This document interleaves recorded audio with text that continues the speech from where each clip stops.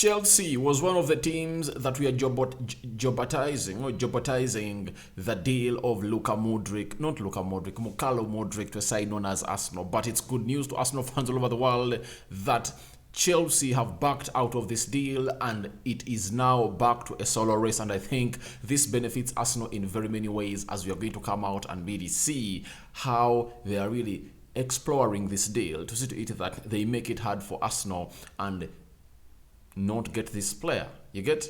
Then they backed out of it, let down Shakhtar, and obviously they went in and brought in Joao Felix, and they are in for other players that are really playing in forward positions of the other clubs that are really waiting in for. So welcome to Rokani Media Football, second video of the day. How are you guys, and where are you watching us from?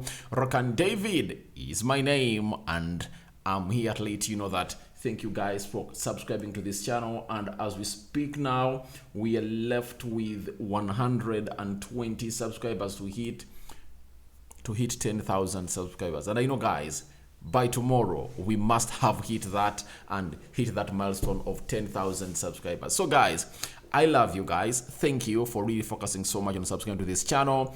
And apart from Modric, you're going to talk about Arsenal being charged by the FA again after their character in that game of Oxford, especially in the first half. The players stormed the referee, and again they've been really charged. This is the second time in a space of just 3 weeks that Arsenal players have been charged by the FA. What does that mean? And lastly, we're going to talk about Joao Felix and what is really happening in his life at Chelsea right now in here. So smash the like button, comment and share. Rokani David is my name, and let's set the ball rolling as we kickstart it off with Mukalo Modric's stories coming in from Kaya Kaina. You know him very well. He's an Arsenal correspondent for the for Football London. You know that website very well. It really gives us news concerning London, whether politics, sports, etc. But this one is really a specialist, or he specializes in bringing us news concerning Arsenal by really letting us know the latest news at the Emirates and London Colony. Now, he has told us that talks progressing positively now. Mukalo Modric to Arsenal. Chelsea do seem to be backing away from the deal. They very much understood that the player wants to come to Arsenal. So this is one of the mega points that led to the delay of this deal, if you never knew, because Arsenal had really put Shakhtar into a weak position. You know that very well. And Chelsea came in through, because Chelsea looked like the deal would get done at some good money, and then they came in through to hijack it. Then Shakhtar said, all right, we are waiting for a bidding war. If at all a bidding war has really arrived, that means we can really go ahead and really say we want 100 million euros. And Chelsea, from nowhere, they called the CEO, the CEO of Shakhtar at Stamford Bridge when they are playing Man City. That game ended 1-0 in favor of Man City. Tony Boyle sat with the CEO for the entire 90 minutes. They are talking, and then after they went to the boardroom, they sat, they discussed, and Chelsea tried to explore this deal. But what really made Chelsea scared was that the player went ahead and liked posts on Instagram that indicated that he doesn't want to go Chelsea. He doesn't want to go to Chelsea. He wants to go to Arsenal. So when they added all that up, and the amount of money that's being called in by Shakhtar, they said we are backing out of this deal. And for Shakhtar, this is a very big blow to Shakhtar. Do you know why? Shakhtar wants money because of the situation they have been in. Because of the situation you've been in, FIFA told the players to really get out of Shakhtar. And Shakhtar had very many players, especially the Brazilian players, who left this club on a free, meaning that they need money. However much Shakhtar and their CEO have gone ahead to really come out and say that we don't need money, we are not going to be forced to sell. They need money, and they need to sell Mukalo Modric to Arsenal. And Chelsea backing out of this deal takes this back to square one, and Arsenal is solely into this deal, and there is no other team that is in this deal, and I believe this is what Arsenal wants, this is what Ed wants, and the negotiators in this deal, to see to it that they really negotiate without no other party involved like Chelsea. But Chelsea has so far killed that 1 week for Arsenal, but Arsenal are really doing the needful to see to it that they get this deal going on. So that's why you're seeing that we are getting stories that talks are progressing now between Modric and Arsenal, Shakhtar Donetsk and Arsenal, because it is now left with one option. That is Shakhtar. They are only left with one option. They need to sell the player to get in money to run their annual budget. But Chelsea, that had really given them hope, to see to it that they manipulate these two teams, to see to it that they get a bidding war that will help them, all be of benefit to them, has really backed out of the deal. And right now, as it stands, Arsenal are really smiling because they know that we can now negotiate without a third party known as Chelsea. Remember, Chelsea tried to go ahead and really convince the family of Mudryk, the agent, to change his mind, but the player said, no way, I want to go to Arsenal. And so Chelsea have backed out of this deal, and it's now Arsenal solely into this deal of Modric. So I think that's a very huge positive for anyone who knows what a transfer means like this of Modric, and how a team of Chelsea is really and how a team of Chelsea was really a pain in the ass of Arsenal. But that pain has been healed. Chelsea is out, and obviously Arsenal is left in a sore race. And Matt Law, he's a Daily Telegraph football news correspondent. He told us that Chelsea's interest in Modric was just exploratory. They never had any intention of bidding the £88 million asking price. There is little bit of surprise around the ownership that so much has been made of their interest in Modric. Now, it was like, first and foremost, they are jabotizing the deal. Secondly, they wanted to see to it that they make it hard for Arsenal to get the player.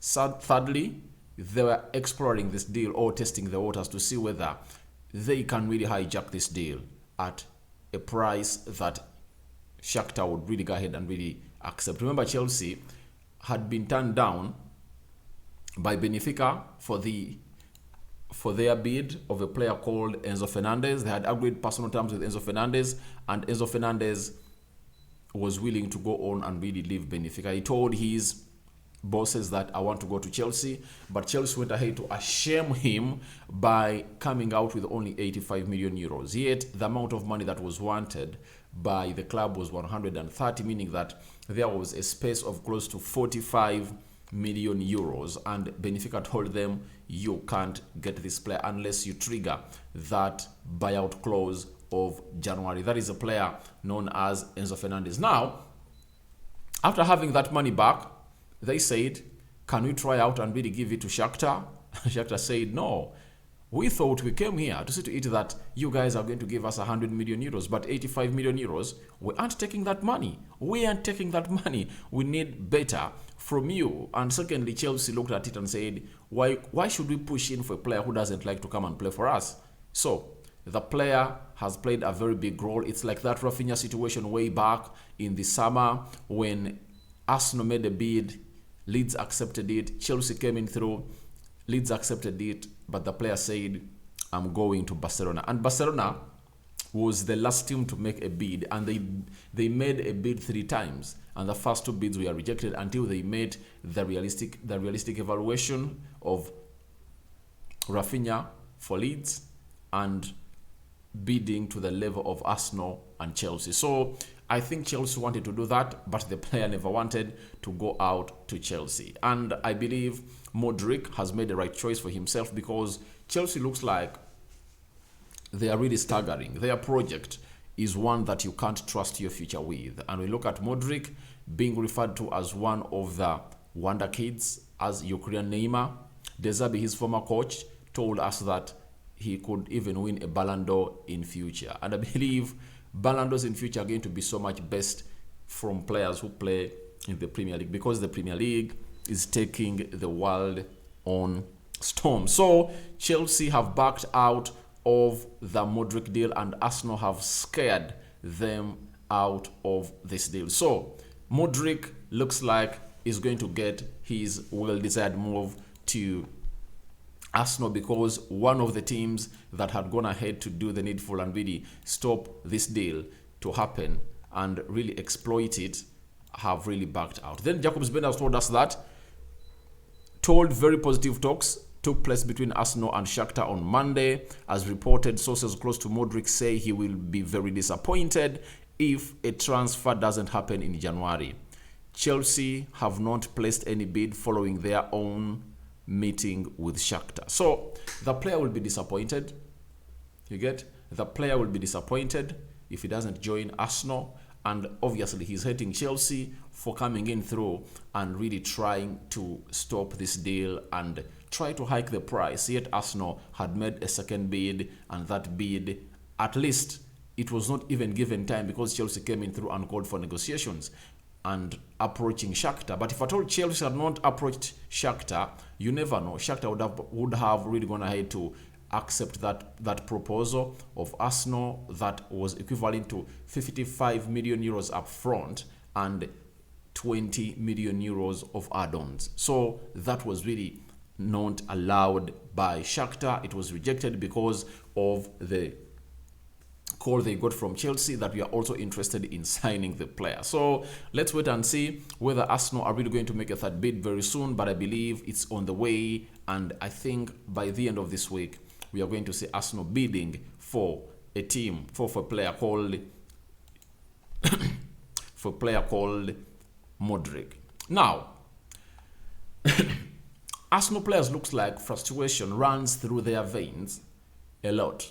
The adrenaline at the pitch and the atmosphere really scares them a lot every time they see to it that they've went into 60 minutes and they've not yet scored a goal. This happened to them in the game of Newcastle when they attacked the referee who was officiating that game. Obviously, they were charged by the FA and they called upon their they told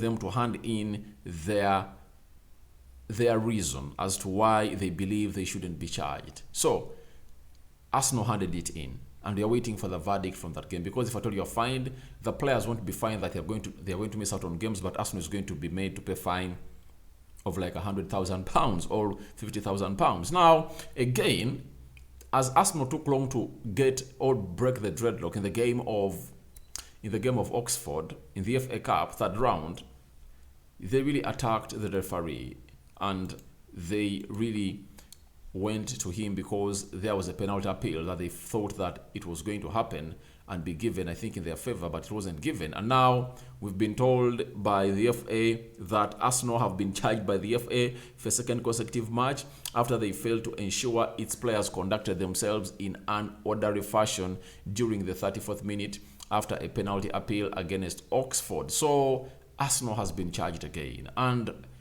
you know, this is when you lose it out when you're not having Gabriel Jesus, because this guy might be not seen as a very influential player, but he knows everything from A to Z as far as the frustrations that come with not winning what we call a game in time.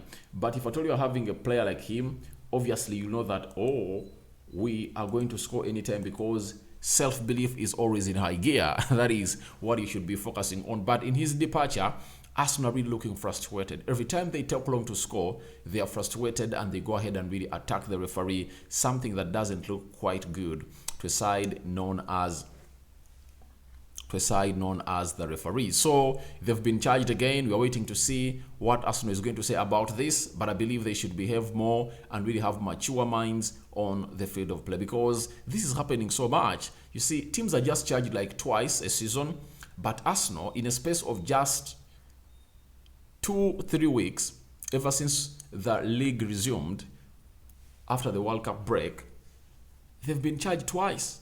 West Ham on the 26th of December, and this game they played on Monday this week. So it shows you that it's really too much. It's really too much and everything is really not going their way. But the good thing is that they won that game of football. Now, after that, let's go to a man that has just signed for Chelsea and obviously has been given his debut. That is a man known as Joao Felix. And Fabrizio Romano is telling us that Joao Felix starts for Chelsea. Graham Potter decides to include Portuguese star in the starting 11 versus Fulham just 30 hours after he joined the club. Obviously, he had to go on and do this because he really looks bad with the injuries that he's having. Pulisic out, with Sterling out, you need to go out and really start Joao Felix to lead the line, because even Pierre-Emerick Aubameyang is not one of those that you're going to trust with your team. So as things stand, it is really going the right way for a man known as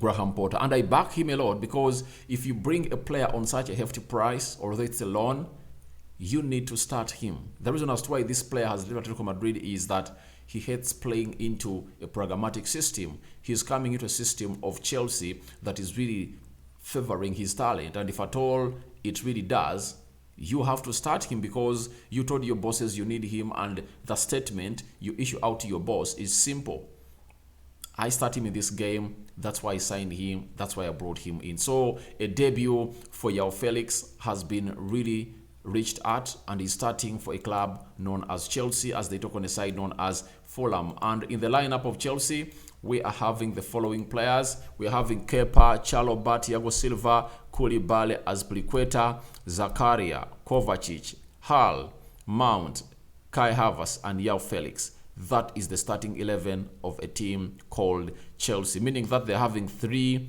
central defenders. They are back to a 3-4-3 system, and I believe they are really going to go ahead and really have a very hard game today, because Fulham is not it's not a soft nut to crack, guys. It's really a very hard team, and each and every big team that has played it have really felt how hard they are. They are not easily broken, and they have to go ahead and do the needful. Now, this is Joao Felix. This is his jersey. He was given shirt number 11, memorable of Didier Drogba. And obviously, let's see to it that really gets those memories of Didier Drogba. And this is Joao Felix arriving at the Craven Cottage, where Chelsea is going to be hosted by Fulham. That is the lad in there for you. And that is the stadium where the game of football is going to take place between Chelsea and Fulham. So it looks like they are going to be there. Hard game to play. But I believe Joao Felix is going to be a very good factor into this game of football, because he has been much fit. He has been playing for Atletico Madrid. He needs to go out and really showcase that he's really that kind of player that has really wanted to leave a side called Atletico Madrid and come to Chelsea. And for him, he has lots of things to offer to himself, because everything he does benefits him in this game. If at all he goes all out and really flops at Chelsea, then he's denying himself a chance to come out and really leave Atletico Madrid. But if at all he shines, Chelsea will go all out and cough out the amount of money being requested by Atletico Madrid and make this deal permanent in the summer. So guys, thank you very much for watching it through. Tell me what you think about Arsenal scaring Chelsea out of the Mudryk deal. Then Arsenal charged by the FA in just a space of 3 weeks. They've been charged twice because of their players failing to control themselves in that game of Oxford and West Ham. What are your thoughts about Joao Felix? Is he really going to shine, or is really going to be another flop at Chelsea? A player that would either go to Manchester United or Arsenal, but because these two teams came in through and said, no, we are not going to go out and pay out that money with a loan fee of 11 million euros, but Chelsea said, let's go in and pay the money. I sign out for now. See you later. Don't forget to subscribe. Rokani David is my name. Rokani Media Football is the YouTube channel. That is the second story of the day. More are yet to come. I think after the game of Chelsea, we'll give you the match reaction, and later we'll close the day with, I think, a Yuri Tillman story that is really making rounds all over social media. May the Almighty Lord bless you abundantly. Good night, good evening, good morning, depending on where you are watching us from. I sign out for now. See you later in a Giffy.